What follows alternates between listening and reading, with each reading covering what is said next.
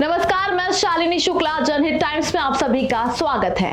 जाने माने कारोबारी गौतम अडानी जो इन दिनों काफी ज्यादा चर्चा का विषय बने हुए हैं। जैसा कि आप सभी को पता है, अमेरिकी forensic financial research firm Hindenburg की एक रिपोर्ट ने पूरे अडानी ग्रुप और इंडियन स्टॉक मार्केट को हिलाकर रख दिया है। बता दें कि 24 जनवरी को हिंडनबर्ग ने अडानी ग्रुप पर धोखाधड़ी का आरोप लगाते हुए एक रिपोर्ट जारी की थी, जिसके बाद लगातार से अडानी ग्रुप के शेयरों में गिरावट देखने को मिल रही है।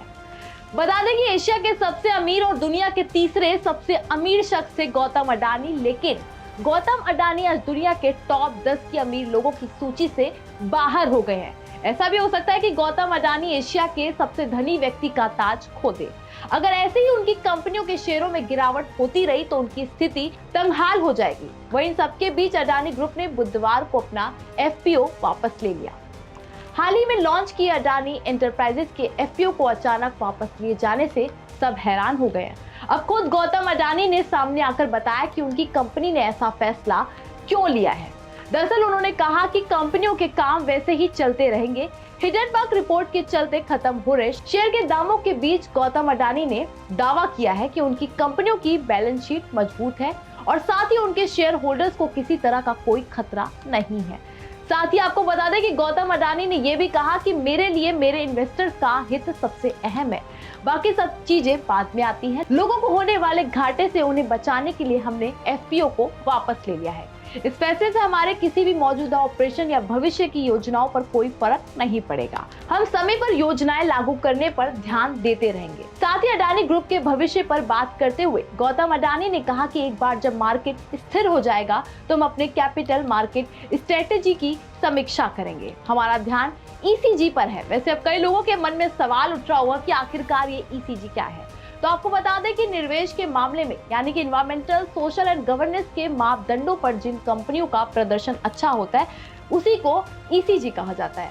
वैसे गौतम अडानी ने आगे कहा कि हमारे सभी कारोबारी वैल्यू क्रिएट करने पर जोर देंगे। गौतम अडानी ने यह भी कहा कि एफपीओ को वापस लेने के फैसले ने बहुत सारे लोगों को हैरान कर दिया होगा, लेकिन मार्केट को देखते हुए हमारे बोर्ड ने फैसला किया है कि एफपीओ को आगे बढ़ाना नैतिक रूप से सही नहीं होगा। उन्होंने आगे कहा कि मैंने जीवन में जो कुछ भी हासिल किया है वह निवेशकों के भरोसे से ही हुआ है। उनका हित मेरे लिए सबसे ज्यादा जरूरी है।